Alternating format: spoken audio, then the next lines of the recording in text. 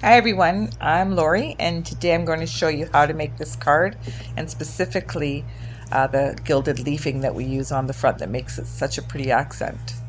You're going to need 4 pieces of cardstock, 8.5 by 5.5 basic white, a 5 1/4 by 4 inch Calypso coral, a 5 by 3 3/4 inch basic white, and a scrap of white cardstock for your flowers. Feel free to use any color that you want, use your favorite colors, but this is just what I'm using. So first thing you're going to want to do is take your 8.5 by 5.5 and fold it in half and give it a good nice solid crease. Then you're going to take your Calypso coral and you're going to adhere that to the front of your card. Now I'm using Calypso coral here. Again, you can use any color you want. This will be your coordinating color that you also use for accents on your flowers.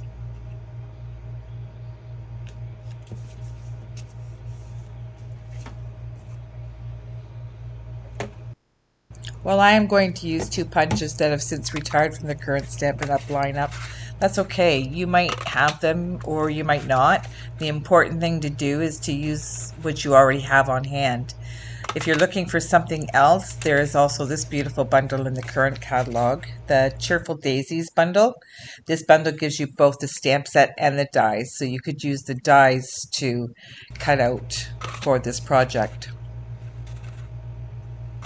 So you're going to punch out, I'm using the daisy, so I'm going to want to have a little bit of dimension to it. So I'm going to punch out 2 large and 2 small flowers.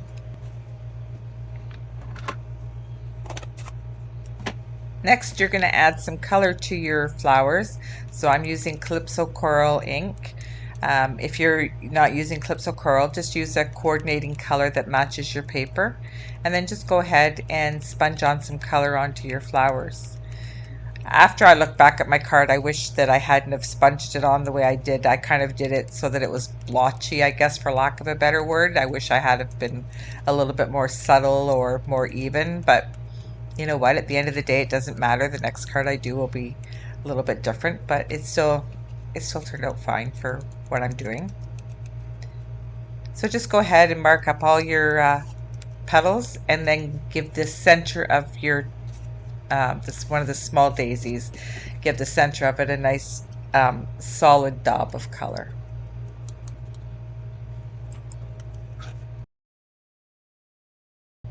Next, you're going to want to add some glue to the center of your flowers. You can use your tape or you can use little glue dots or liquid glue. It doesn't matter. You just want to make sure that you're adhering your flowers together so that they stay intact when you add them to the front of your card.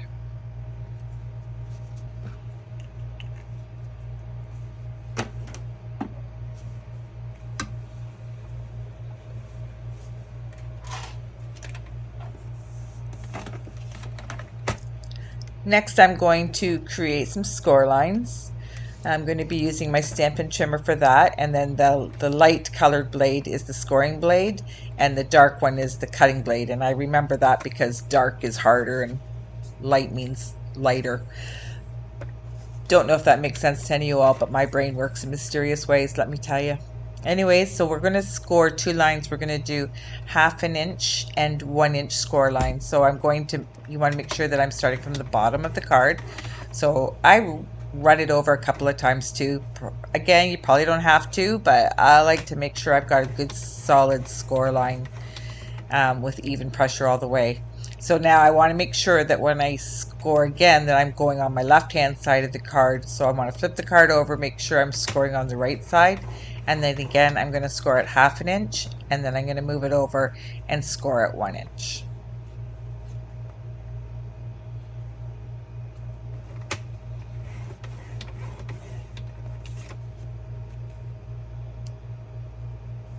It's hard to see here. But if you can just see the score lines, it just adds a nice subtle difference on the front of your card. And then I've left enough room in between them so that I can use my tear and tape adhesive, which is what I'm going to use to adhere my gold foil. Now I like to, when I will do this, I want to make sure that I go past the top of the paper just a little bit, because I want to make sure that my gold flakes go right to the top. So I'm just going to position my tape right in between those two lines so that it's centered, and then I'm going to use my paper snips and I'm going to cut off a nice even line at both the top and the bottom. Okay, and then next I'm going to remove the top layer of the tape and start to add my gold foil. This stuff is very light and fluffy and can get everywhere. Do not sneeze and don't work underneath a fan. Ask me how I know.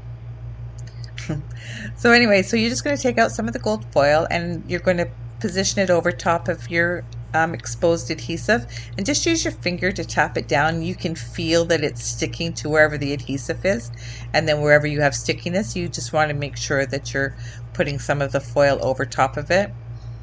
And then when you have all of the adhesive covered over for sure, then you can just rub your finger over top of it to smooth it all in. You can recycle what gold flakes you have, just pour them back into your container.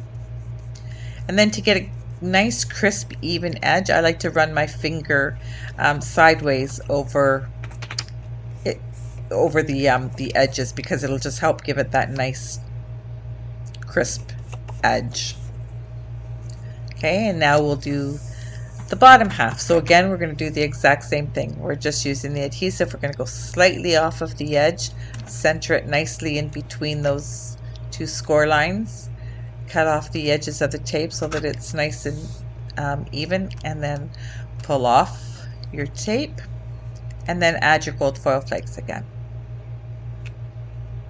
This stuff has got such a pretty finish. I imagine I want to try a card where the whole background of it is maybe with diagonal flakes, or sorry, diagonal lines all through it. Just use that as a background using the gold foil. I think that that would be really pretty. Maybe I'll try that next. So just rub it down. You're just going to burnish it so that it all sticks nicely to your cardstock, and go over it again to make sure that you have nice crisp finishes. And then any foil you have left, again, you can save, and it goes a long way.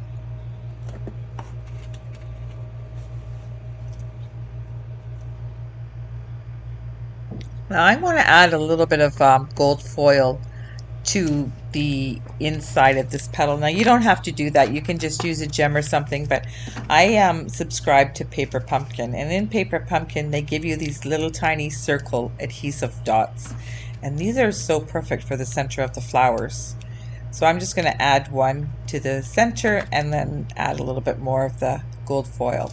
Now if I had have known I was going to do this prior to this, I would have done it before gluing the petals together, because what happens is the gold foil will stick to any adhesive, and you can see here that there's a little bit of foil still sticking. So I'll just use my little tool here and get it out, but you see how that's going to create a nice little circle. So cute. So next we want to put a greeting on our card. Now I happen to be using another retired stamp set, Celebrate with Flowers, but again, it doesn't matter. Any stamp set you have, any greeting you have is going to work just fine. Just pick a greeting that you like for the front of your card, and that's what we'll use. I'm using the Stamparatus. You might have a Misty, or you just might use clear blocks. It doesn't matter how you add your greeting. And I'm not always going to be using this in my videos, you'll see. So just ink it up and add your greeting to the front of your card.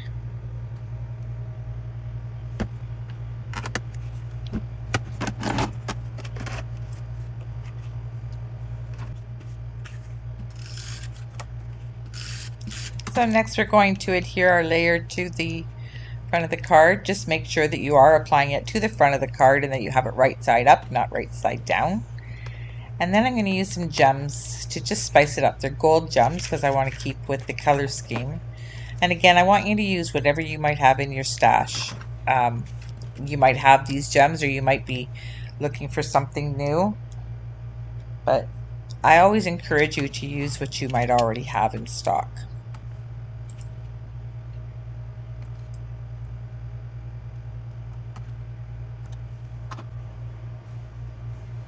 If you don't want to use the gems and you have any of those little circle adhesives, you could also use that with the gold flakes too. I mean, you don't have to use the gems. If you're looking for gems, there's all different kinds to choose from in the new current catalog as well. Now I'm just going to add the daisy to the front of the card. I don't have my larger dimensionals in front of me. I've got the smaller one, so I'm going to use two just to make sure that it doesn't go too wobbly. So I will just add the dimensionals and then add that to the front of my card.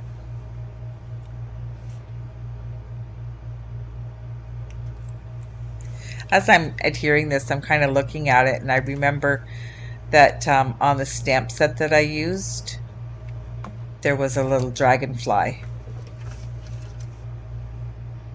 So I'm gonna add this and see what happens.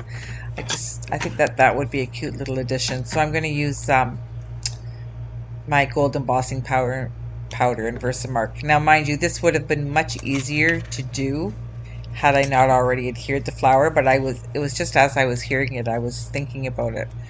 So instead of taking the flower off, I'm going to do things the hard way. I'm going to use the Versamark and ink up the dragonfly stamp, and then press it down, put the gold foil or the gold embossing powder on the card, and then heat it up.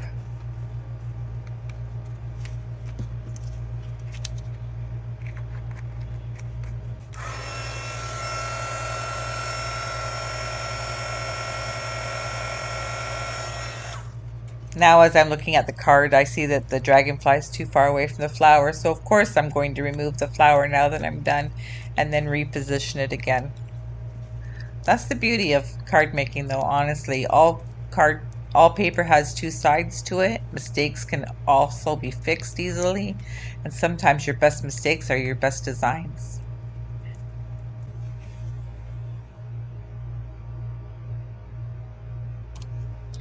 Thanks so much for joining. I hope you enjoyed it.